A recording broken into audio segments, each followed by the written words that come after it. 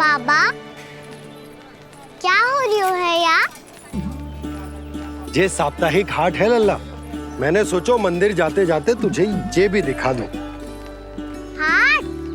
हाँ लल्ला, सप्ताह भर गोप गोपियां जो दूध दही माखन इकट्ठा करते हैं ना, उसे यहाँ लाके उन ग्राहकों को दे देते हैं जिन्हें उनकी आवश्यकता है। जेते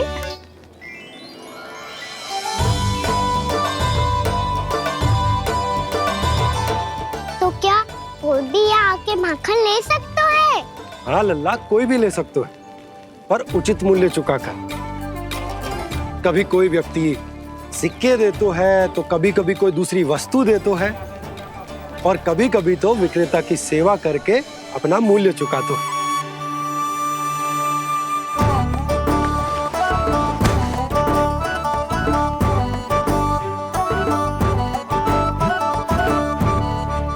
अच्छी लगी हाट?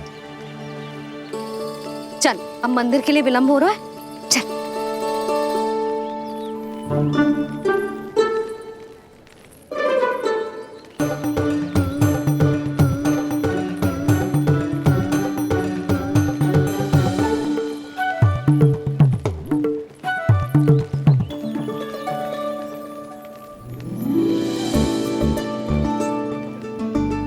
ना ना ना ना,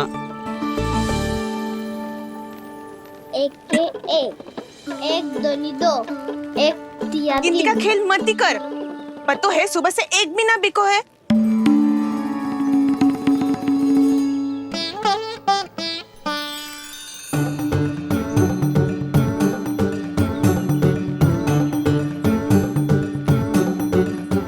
अरे मैया को अकेले छोड़ के जाएगो?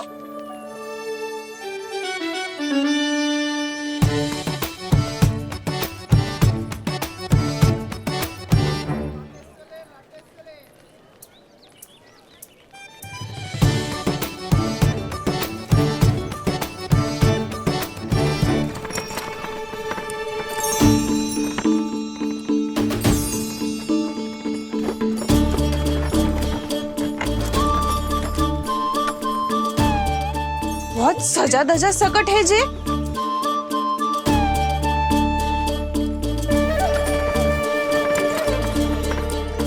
इतना थाट बाट है कौन जे? अवश्य ही कोई धनवान व्यक्ति होगो।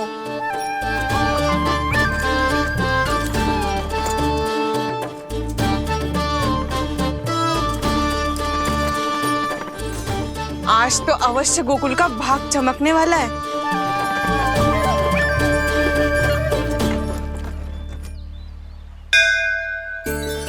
चाय कर लल्ला।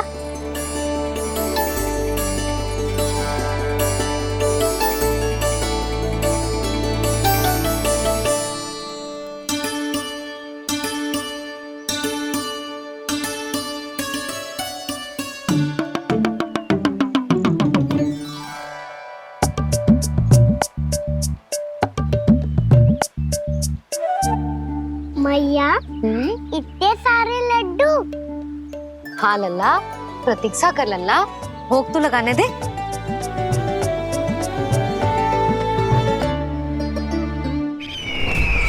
आओ बहन आओ, स्वागत है। कुंवर जी, आपका भी स्वागत है।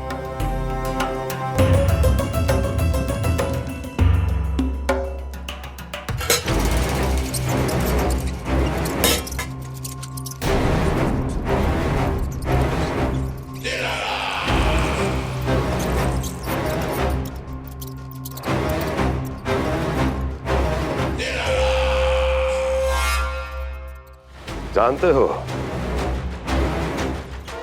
जब चूहा भूखा होता है कभी शांत नहीं बैठ सकता। धमा चौकड़ी, उधम, अस्थिरता उसका स्वभाव बन जाता है। ऐसी ही अस्थिरता इस समय गोकुल में भी फैली होगी।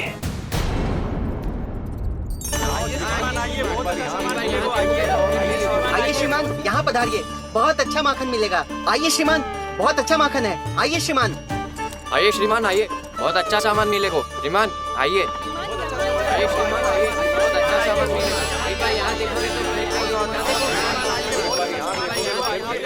हमारे पास बहुत अच्छा माखन है, अभी अभी निकालो और पैर भर पहले। और सस्तो भी है। आइए आइए श्रीमान जी, एकदम हरी हरी सब्जियां हैं, एकदम ताजी सब्जियां हैं, ले जाके देखिए आप।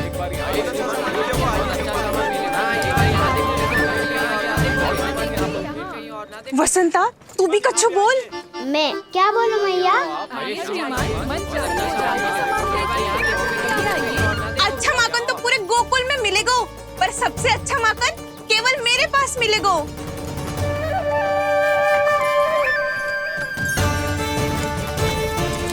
बहुत अच्छा सामान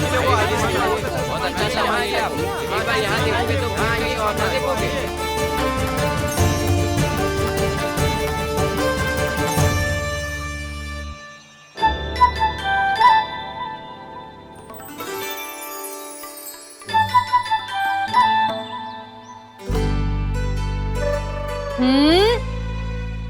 लोभ अच्छी बात ना है लल्ला।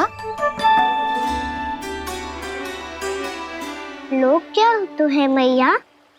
लोग ना, लोभ।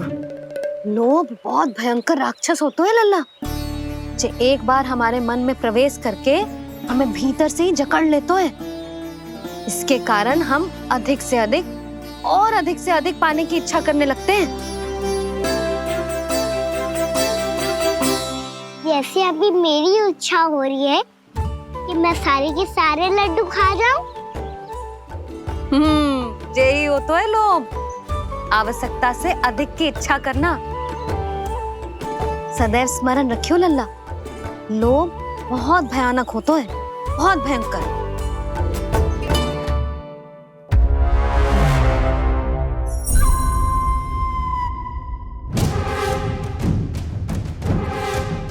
जानते हैं, जिसमें तनिक भी लोभ हो वो सबसे आसानी से और सबसे पहले जाल में फंस जाता है।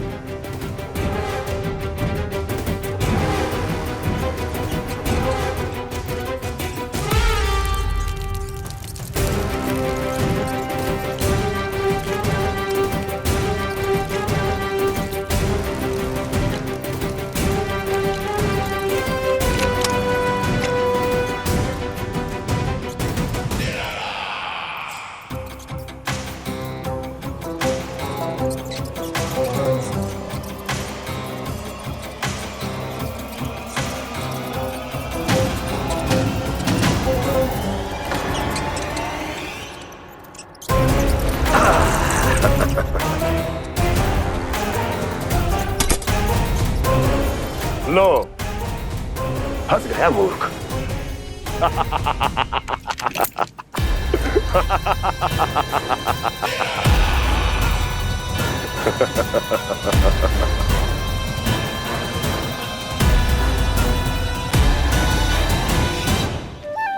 सब झटक लूंगा। कोई ऐसा ही तो चाहिए था मुझे जिसमें लोभ हो।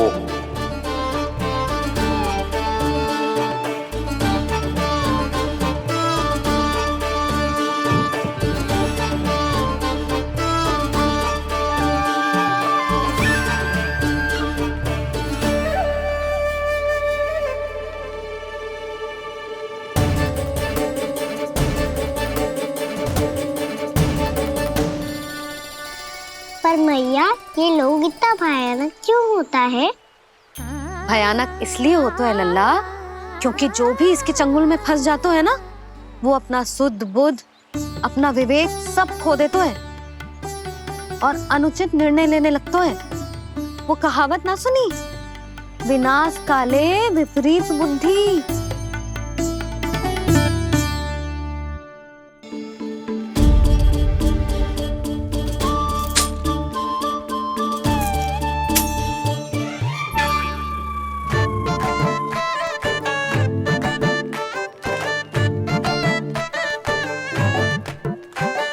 देख वसंता, अब कैसे सारा का सारा माखन बेचकर जे धनी ग्राहक से धन बटोर लेती है तेरी मैया।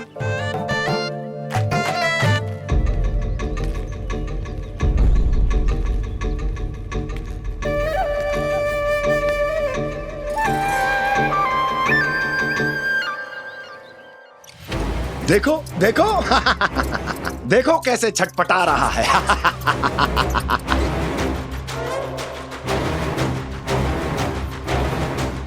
अपने प्राणों को बचाने के लिए कितना व्याकुल है, कैसे इस जाल से मुक्त होने के लिए तड़प रहा है।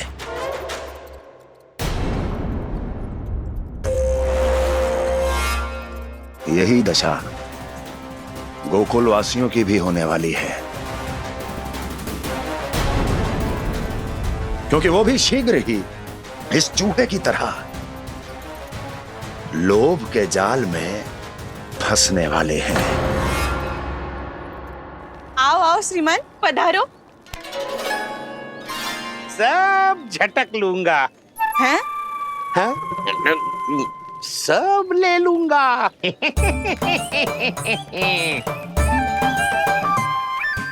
देखो श्रीमान, पूरे गोकुल में मुझसे अधिक स्वादिष्ट माखन किसी के पास ना होगो। अब अच्छे गुणवत्ता की वस्तु सस्ती थोड़ी ना होगी। किंतु व्यापारी परमानंद सस्ती वस्तुएं लेता भी नहीं है।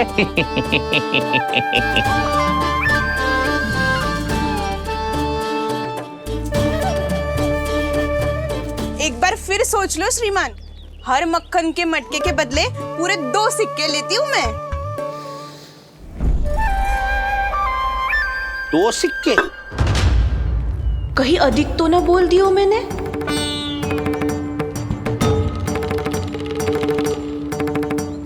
पर अब मेरे यहाँ पहली बार आए हो ना, तो हर 2 मटके पे 1 सिक्का कम कर दूंगी।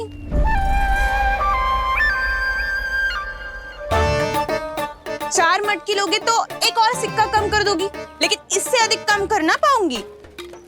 छूट देकर मूल्य आधा कर रही है आप। मैं तो 2 गुना मूल्य देने के लिए तैयार हूँ।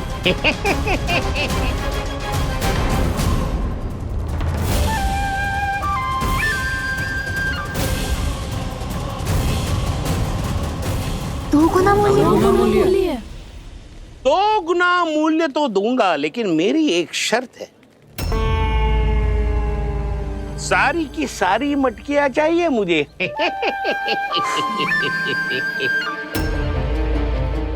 सब तो भाव कम कराते हैं, ये तो बढ़ा रही है। हाँ तो जे भी कोई पूछने की बात है, जे ले लो, जे ले लो, जे सारी की सारी मटकियां आपकी। लोभ में आकर लिया गया कोई भी निर्णय लाभकारी ना होता लल्ला। अच्छा जे बता, जो लोभ में आके तूने जो सारे लड्डू खा लिए तो क्या होगा? क्या होगो मैया? पेट दुखेगो लल्ला।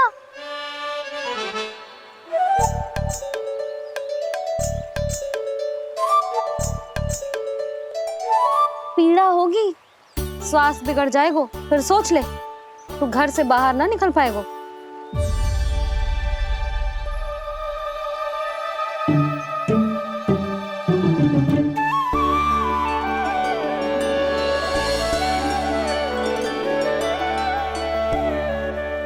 ये नारायण, लोग तो सच्ची में बहुत भयंकर है। इससे तो बच के ही रहना पड़ेगा। पर बचा कैसे जाए?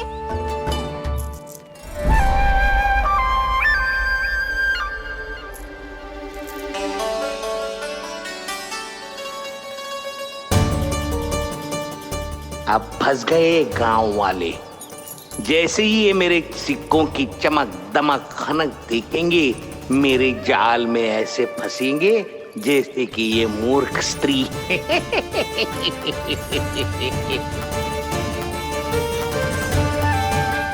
ये लीजिए,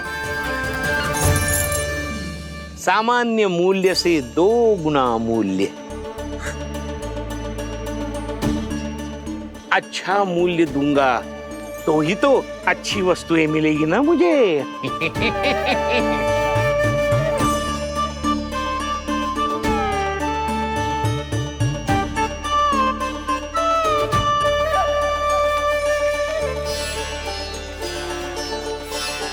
भाइयों, मैं मथुरा का सीधा साधा व्यापारी परमानंद हूँ। मेरी मिठाइयाँ विदेशों के अनेक राज्यों में बेची जाती है।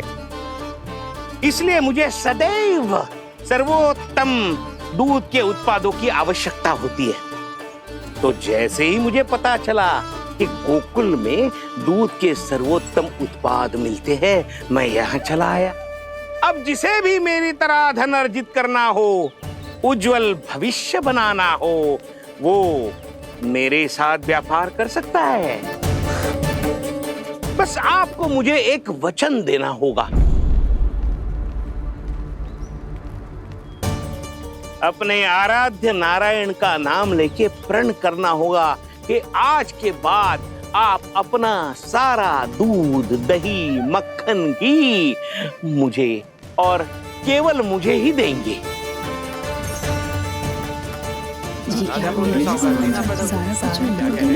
ताकि इनका प्रबंध करने के लिए मुझे कहीं और भटकना ना पड़े।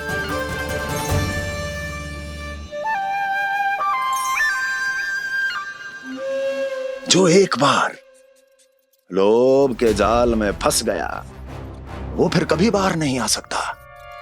अधिक से अधिक और अधिक और अधिक पाने के लोभ में अपना सब कुछ खो बैठता है।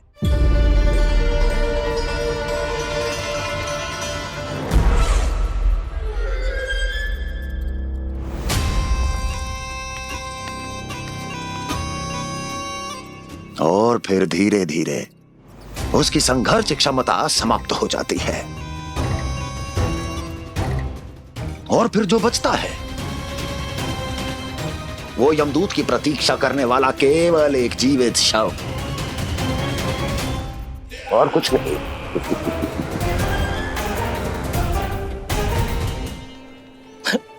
आपको अभी निर्णय लेने की कोई आवश्यकता नहीं है। मैं परसों सूर्यास्त के समय एक बार फिर आऊंगा, तब आप अपना निर्णय मुझे बता दीजिए। किंतु मेरे साथ व्यापार करने पर क्या होगा, इसकी मैं झांकी दिखाऊंगा आपको। आज आप सभी इस हाट में जो लेकर आए हो, वो सब लेकर जाऊंगा मैं, वो भी दुगना मूल्य देकर।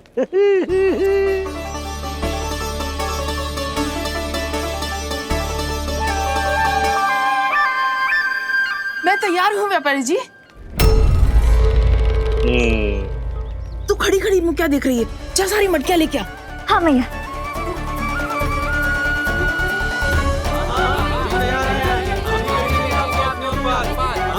हाँ, जाइए जाइए जाइए।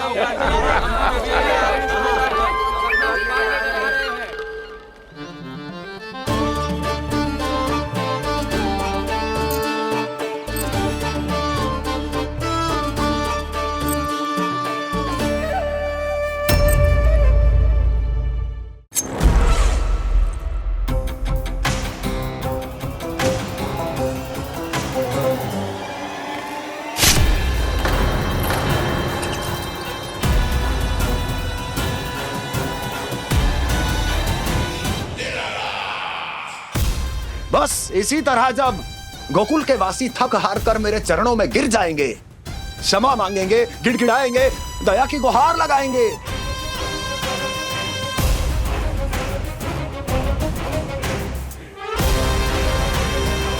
तब मैं उस नंद को गोकुल में छुपे उस चूहे के साथ यहां आने पर विवश कर दूंगा।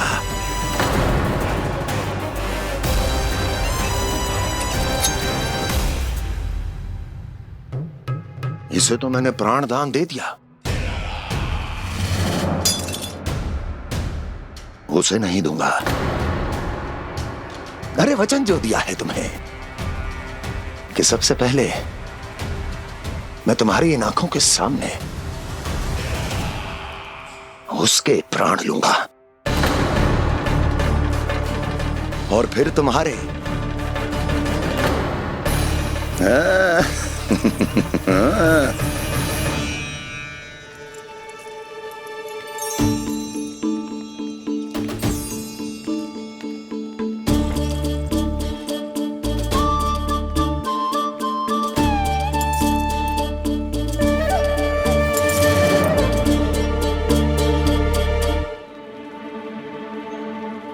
आपके सिक्के? अब कौन उतरे, कौन झुके, कौन उठाए, रहने दीजिए। ऐसा समझेंगे धरती माता को दान दे दिया। चलो भाई चलो।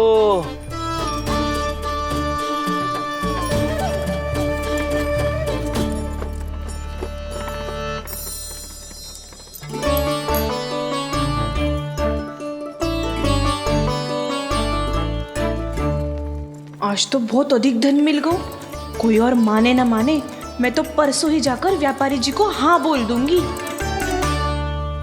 फंस गए गांव वाले। बोलो ना आप दोनों, लोभ वाले राक्षस से कैसे बचा जा सकता है?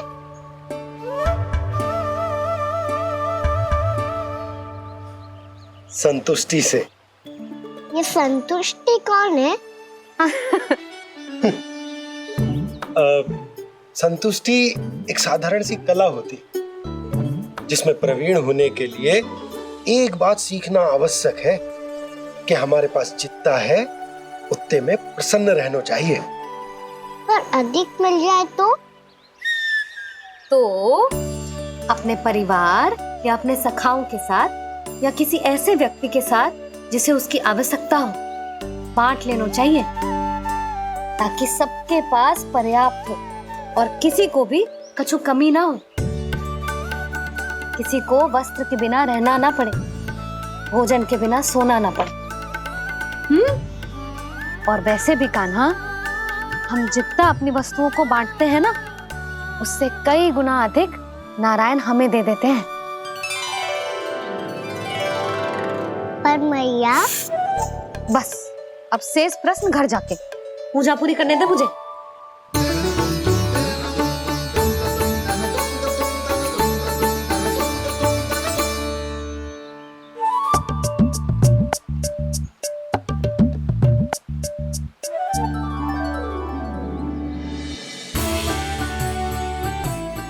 मैया ने भोग चढ़ाने तक ठहरने को कही थी, अब तो चढ़ गो भोग।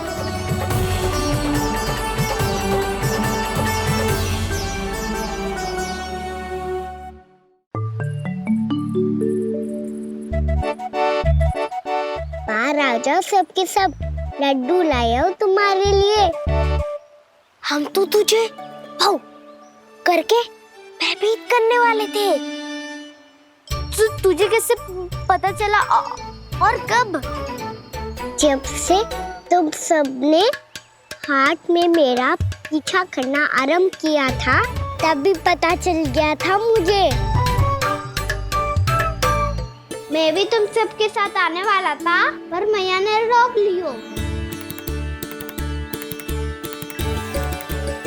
इससे पहले कि मैया मुझे रोक ले, भागो।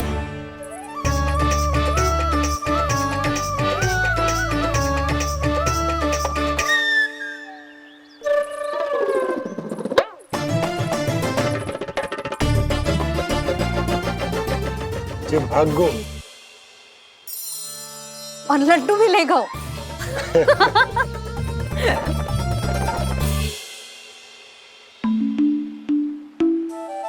क्या होगा?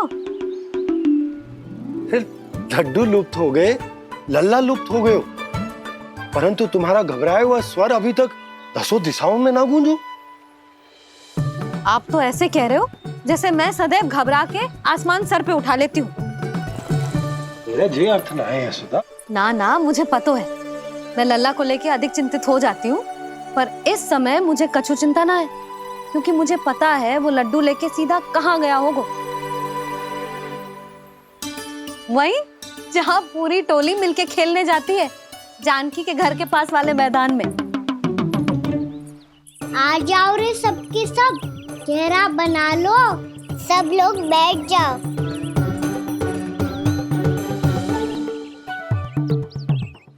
वहीं पेड़ के नीचे बैठ के सबको लड्डू बांटे गोजे। लो मधुमंगल, ले सुबल,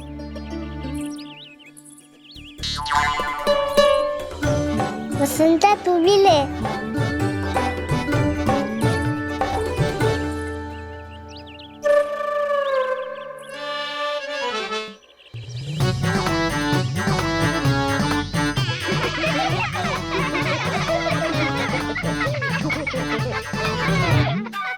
सुनी ना मैया ने क्या की? तो बहुत भयंकर ऋतु है, बहुत भयानक। ताई जी ने ये भी तो कही थी कि आवश्यकता से अधिक की इच्छा करना लोभ हो तो है, पर मेरी तो आवश्यकता ही अधिक है कान्हा। इतने भारी बर्तन तन में एक लड्डू कहाँ जाओगो, कुछ पता भी ना चलोगो। फिर तुझे 2 ना 4 लड्डू देने पड़ेंगे।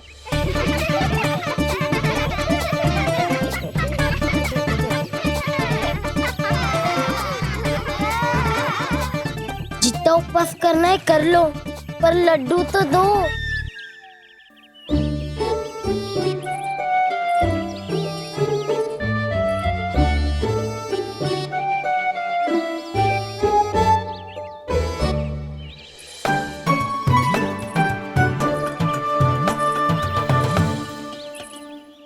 और जैसे ही जे बालक लड्डू खाने को होंगे, उनके मुंह तक पहुंचने से पहले ही कान्हा उन्हें रोक देगा।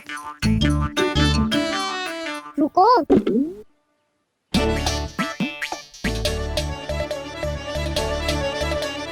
रोक क्यों दिया कान्हा? दाऊ को तो आने दो बसंता। उनके बिना कैसे खा सकते हम अकेले अकेले?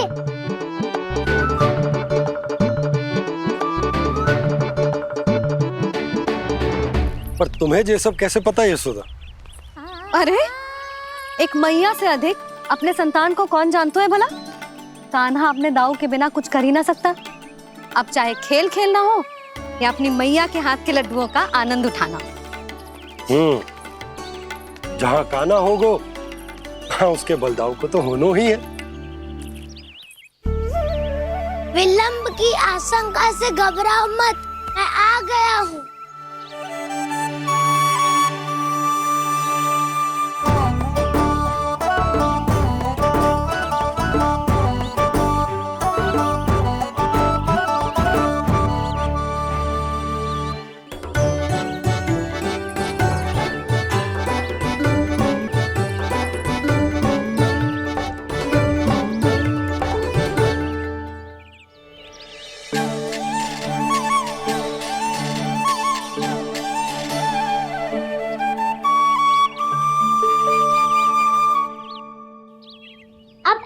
बैठे रहोगे कि कोई खेल भी खेलोगे? गिल्ली डंडा, छुपन छुपाई, ना ना पकड़ा पकड़ी, कछु नया खेल भी सुझाओ ना। मैं बताता हूँ, एकदम नया खेल है। स्वयं भगवान विश्वकर्मा जी ने इसका आविष्कार किया है और स्वप्न में आके बताया है मुझे। और इसमें ना लो आरंभ हो गया बड़बोला।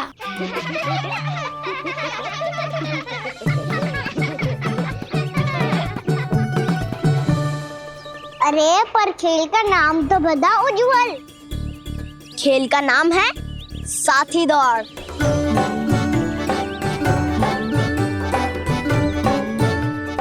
साथी दौड़? और खेलते कैसे है इसे? बस एक साथी दूसरे साथी का पैर अपने से बांधता है और दौड़ लगाता है। तो चलो अपना अपना साथी चुनते हैं। लड्डुओं का भोज करके सब खेल में ऐसे मगन हो जाएंगे कि कोई घर आने का नाम भी ना लेगो।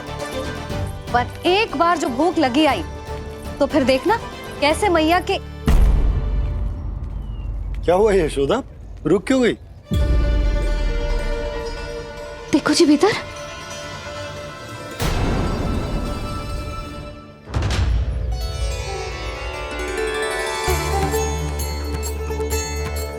ये कौन है? जैसे साक्षात मैया लक्ष्मी।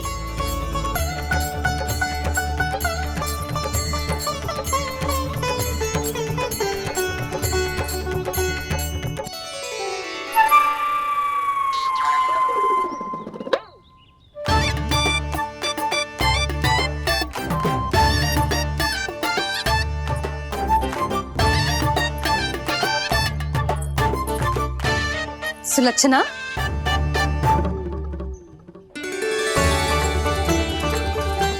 जशोदा जी, नंदराज, नारायण नारायण। नारायण नारायण। वो साधु महात्माओं की तरह अपना भविष्य देख रही थी। दोनों हाथों से धन बरस रहा था, स्वर्ण के सिक्कों के सागर में तैर रही थी। लग तो है दीवा स्वप्न देख रही थी। और सुलक्षणा बताओ, कैसे आना हुआ, वो भी इस वेशभूषा में? अच्छी लग रही हूँ ना मैं, रानी जैसी? क्षमा करना, वो तो आप हो ना। अब बताओ भी, ये सब क्या है? जे ही तो धनवान बनने का संकेत है जशोदा जी। अब बहुत सारा धन आएगा तो धनवान दिखना भी तो चाहिए कि ना। कहना क्या चाहती हो? जे ही कि साक्षात कुबेर भगवान आए हैं गोकुल को समृद्ध करने। हैं?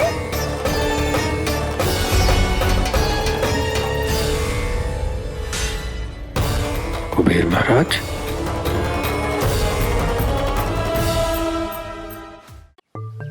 साक्षात कुबेर भगवान आए हैं गोकुल को समृद्ध करने। हैं?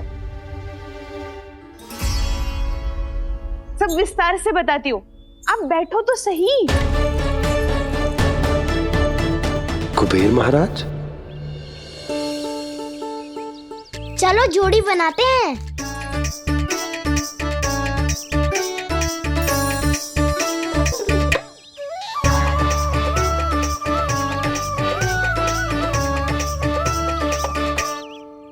मुझे तो किसी ने ना चुनो, मैं क्या करूं? अरे सुबल, तुझे तो सबसे महत्वपूर्ण भूमिका निभानी है। जो भी उस चट्टान को छूकर तेरे पास सबसे पहले पहुंचेगा, वो जीत जाएगा।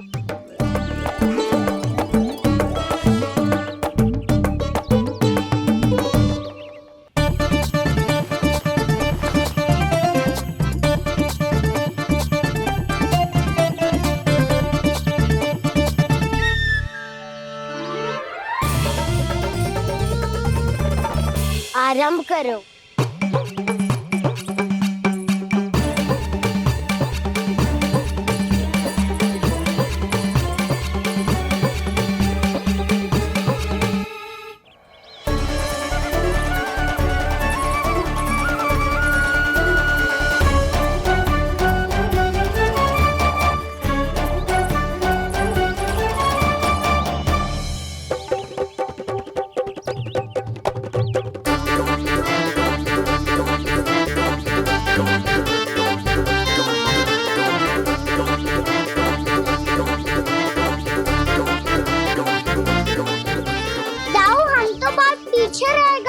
चिंता मत करो कान्हा, दौड़ के आरंभ में ही सारी शक्ति लगाने से हारने की आशंका बढ़ जाती है।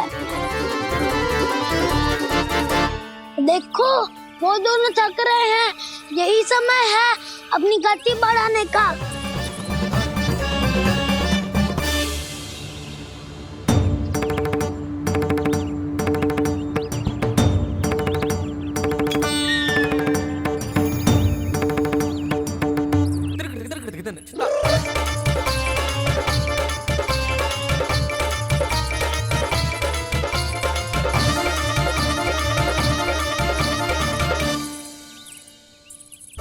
लो, हमारी जोड़ी सबसे पहले पहुंच गई। देखा मेरा बलदाव का बल।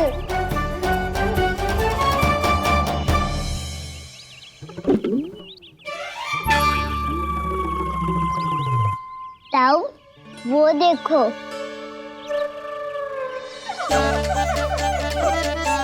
मैया,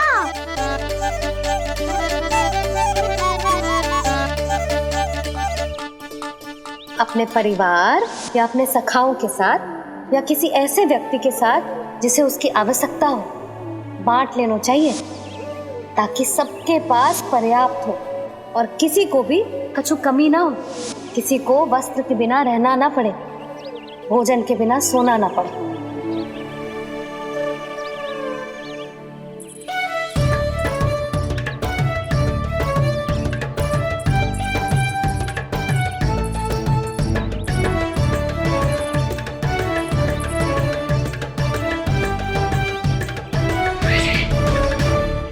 लग तो है इससे भूख लगी है।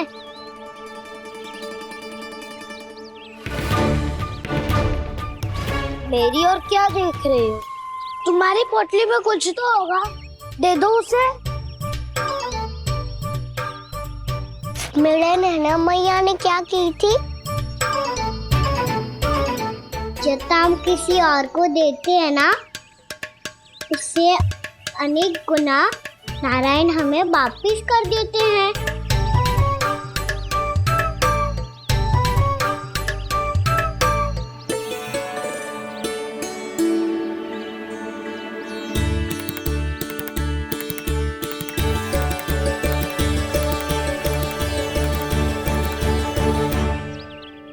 ओहो, अंतिम रोटी थी, पर वो तो मैं खा गो। अब तो बस मेरे हाथ में माखन लगा रह गो है।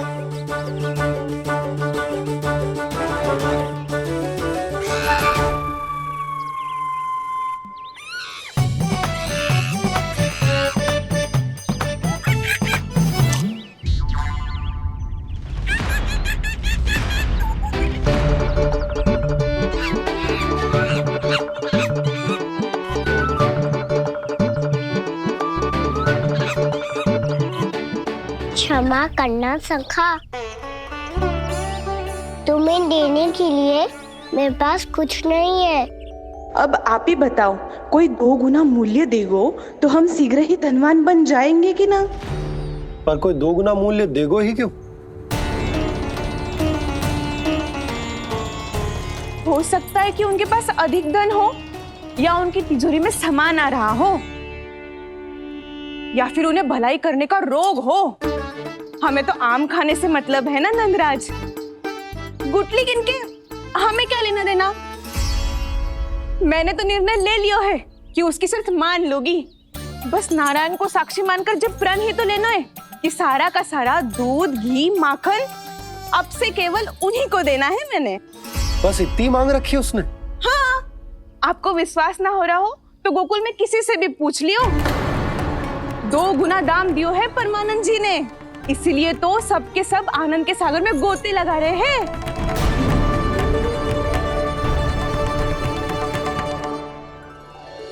हे नारायण, सुनी है गांव वालों को 2 गुना लाभ हुआ है आज। पर मैं तो माखन बेच ही ना पाई, क्योंकि हाट जाने के लिए कोई साधन ही ना मिलो मुझे। ये नया माखन अभी अभी बनायो है मैंने।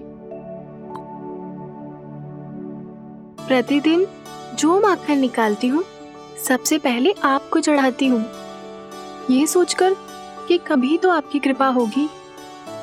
पर जाने आपका आशीर्वाद कब मिलेगा मुझे, पर जाने कब आपका आशीर्वाद मिलेगा मुझे। यदि इस बार भी मेरा माखन बेकार हो गई हो ना, तो सच्ची कह रही हूँ, कल से भोग में आपको कुछ भी ना चढ़ाऊंगी मैं। कल से भोग में आपको कुछ भी ना चढ़ाऊंगी मैं। कान्हा, मुस्कुरा क्यों रहे हो? वानर महाराज की भूख कैसे मिटानी है पता है मुझे। कैसे? माखन से। और माखन कहाँ मिलेगा? सावित्री मौसी के घर से।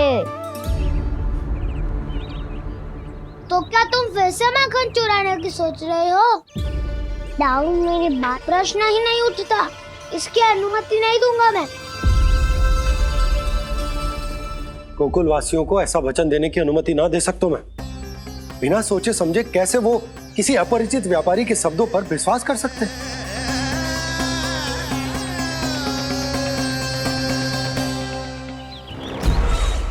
महाराज, गोकुल वासियों को अब धन के जाल जंजाल में फंसने से कोई नहीं रोक सकता। महाराज, मैं धन का ऐसा स्वाद चखा कर आया हूँ कि नंद चाहे जितना प्रयास करे, अब कोई भी गोकुल वासी उसके हित वचन सुनेगा भी नहीं। महाराज,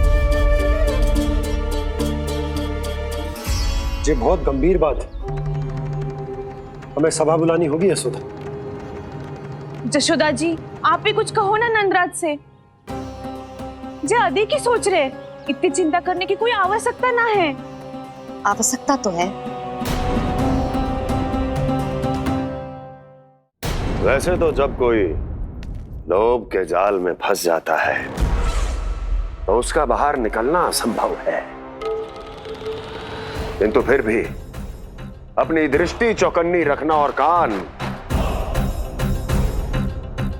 गोकुल में होने वाली हर हलचल पर, क्योंकि मैं नहीं चाहता कि उस छलिया विष्णु अवतार का कोई भी छल मेरे मार्ग का रोड़ा बन पाए। अवश्य महाराज।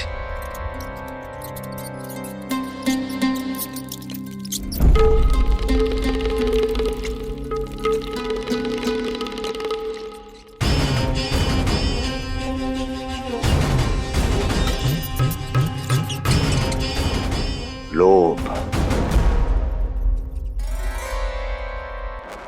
ध्यान रहे परमानंद, गोकुल वासियों पर लोभ का प्रभाव हर बीतते क्षण के साथ बढ़ता चला जाना चाहिए। महाराज, जैसे किसी कबूतर को बिल्ली दबोच लेती है, वैसे ही मेरा फैलाया हुआ लोभ गोकुल वासियों को अपने पंजों में दबोच लेगा। सब झटक लूंगा।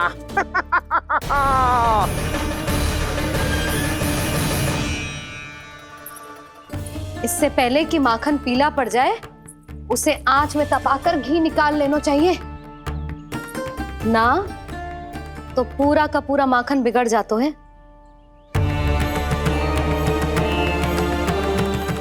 मैं अभी बोला से कहकर सारे ग्वाल ग्वालियरों की सभा बुलाता हूं। मुझे सबसे बहुत महत्वपूर्ण विषय पर बात करनी है।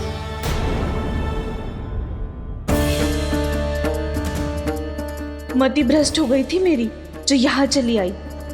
अब कहीं ऐसा ना हो कि मेरा धनवान बनने का स्वप्न धरा का धरा रह जाए। सुलक्षणा, चिंता मत ही करो। अरे हम सबसे पहले तो वे अन्न के बारे में सोचते हैं। वे गोकुल वासियों को लोभ के फेर में कछु अनुचित ना करने देंगे। कहा ना मैंने, तुम्हें कुछ भी अनुचित करने नहीं दूंगा। दाऊ हूँ तुम्हारा। हाँ तो अनुचित बात करने देना दाऊ। पर मैं तो भलाई करना चाहता हूँ। भलाई? किसी की अनुमति या सहमति के बिना उसके यहाँ चोरी चुप के माखन खा लेना भलाई नहीं, चोरी कहलाती है।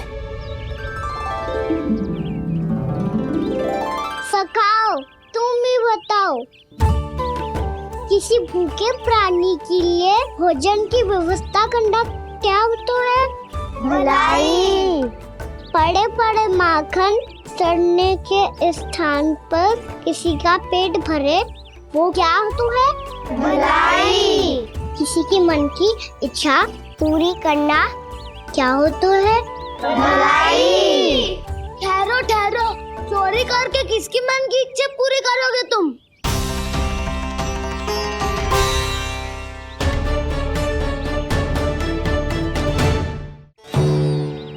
और किसकी दाऊ? स्वयं सावित्री मौसी की।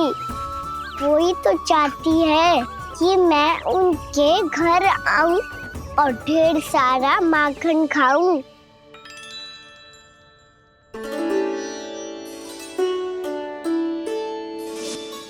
तो फिर अगला घर आपका। क्षण भर तो ऐसा लगो जैसे कान्हा ने मेरे मन की इच्छा सुन ली हो। वैसे कितना अच्छा हो तो यदि सुन ही ले तो। तुम्हारे कहने का अर्थ है कि सावित्री मौसी चाहती थी कि तुम उनके घर भी जाओ, जैसे जानकी के घर गए थे। ये बात तो उन्होंने मैया के सामने भी कही थी कि मैं उनके घर जाऊं। ये तो उनका सौभाग्य होएगा।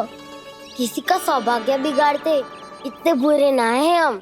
ये बात तो सही कही है। मुझे भी कुछ अनुचित ना लगता है इसमें। तुम तो सत्यवादी हो मधुमंगल, तुम्हें क्या लगता है? अब बोल भी दो, वानर महाराज भूखे हैं। वानर महाराज से अधिक भूखा तो मुझे तू लग रहे हो। यदि कान्हा सच्ची में जैसा वानर महाराज की भूख मिटाने के लिए और सावित्री मौसी की इच्छा पूरी करने के लिए कर रहा है, तो दादी के सीख के अनुसार मुझे इसमें कछु अनुचित ना लगतो। पक्का हम सच में चोरी नहीं भलाई करने जा रहे हैं? सही कहा दाऊ। यदि भूखे असहाय वानर महाराज का पेट भरोगे तो इसका असली पुण्य तो सावित्री मौसी को ही मिलेगा। इसका अर्थ तो ये हुआ कि कान्हा सावित्री मौसी का घर माखन चुराने नहीं जाएगा, बल्कि उसे दुगना कर देगा। बात तो सही है, तो फिर मैं तुम्हें नहीं रोकूंगा।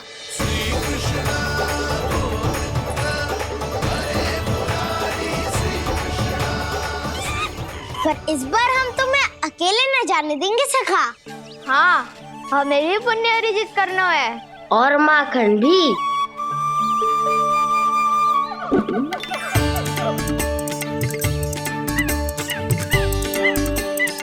लगता है देव वानर महाराज भी हमारी टोली में सम्मिलित होना चाहते हैं। तब तो ये सबको ये कला सिखानी पड़ेगी। सही कहा सका, अच्छे काम का प्रचार प्रसार तो होना ही चाहिए ना। तो ठीक है, सिखा दूंगा और हमारी टोली कहलाएगी शौर्य विद्या प्रसारण टोली। और कान्हा तू बन जाइयो इसका अध्यक्ष और दाऊ बनेंगे उपाध्यक्ष। मुझे स्वीकार है। शौर्य विद्या प्रसारण टोली की जय! शौर्य विद्या प्रसारण टोली की जय! और सुनो क्या करना है और कैसे।